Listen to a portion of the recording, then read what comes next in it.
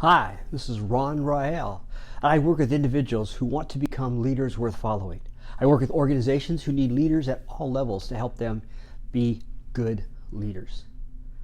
Allow me to share a story with you.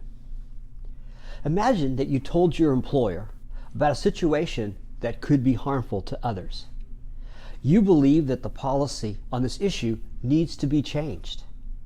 You believe that you took the high road because you called it to management's attention. What would happen next? What should happen next? If you were a weatherman in Springfield, Illinois, and with station WICS TV, your reward for being honest and ethical is being fired. The station's owner, a large broadcasting group, wanted viewers to pay more attention to the television and less time with their technology. Sinclair Broadcasting had all the weather people and all the weather announcers use a graphic whenever there was any sort of weather system. Now, when I say the phrase code red, what comes to mind? For me, I think, deep doo-doo. I better get the F out of here because something's going to go wrong. Or I think it's a terrible situation if it's code red, especially if you hear it in a hospital situation. The weather people on this station had to use a graphic that actually said code red in big letters at the top and the bottom. And they needed to use this anytime there was any sort of weather event, from a light wind to a light drizzle. The people at the station didn't appreciate that. Neither did the viewers. The viewers wrote letters, they called, they went on the show's talk shows to complain, and even went on social media. However, this went on for months, and Sinclair refused to budge, even though the management at that station said this is not appropriate. Finally, one of the weather people, his name is Joe decided that he might as well explain the situation.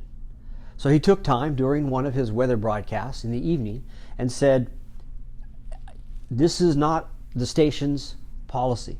This is our parent company's policy, and we have to abide by it. We acknowledge that your complaints.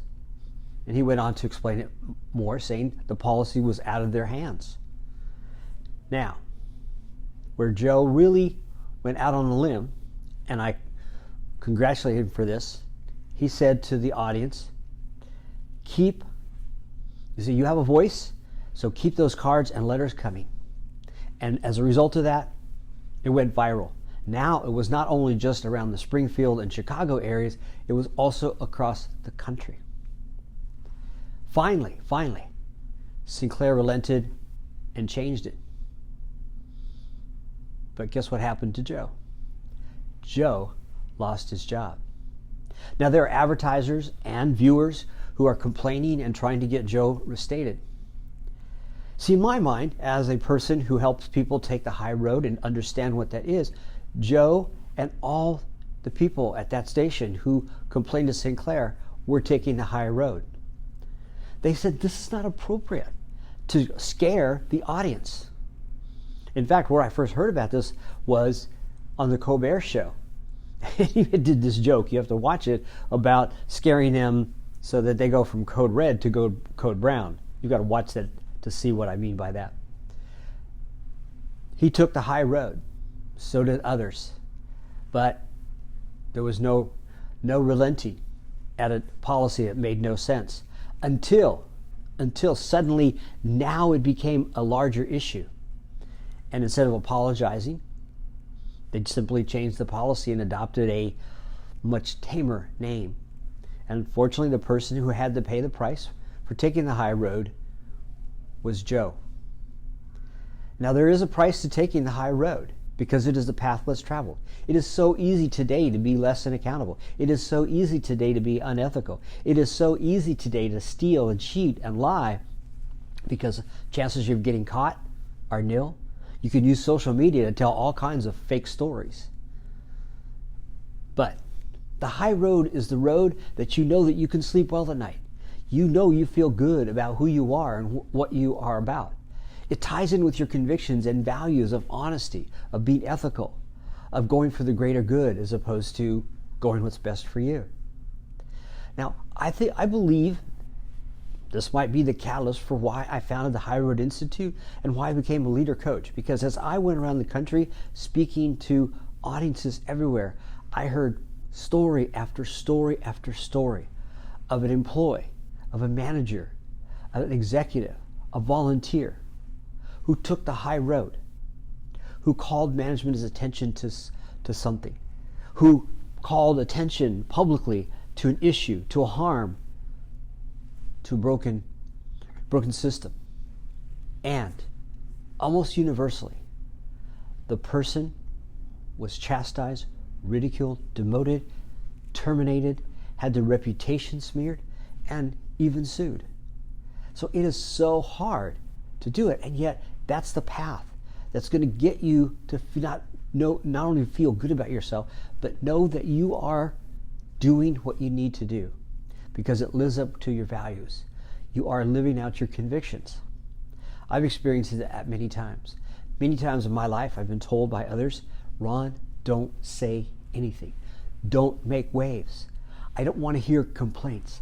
I don't want to hear anything bad. You only tell me the good news. I did not like that.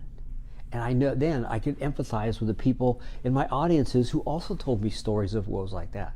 I could fill a book of examples of stories like this. And so I really resonated with Joe Crane's story. And I'm going to write a blog about it. I'm also going to do more on that because it's just what started out as a simple story is really, as you unpack it and go behind it, you see it's someone who took the high road and paid the price. If I could change things, I would. I would change it so that anyone who takes the high road is praised and honored and recognized.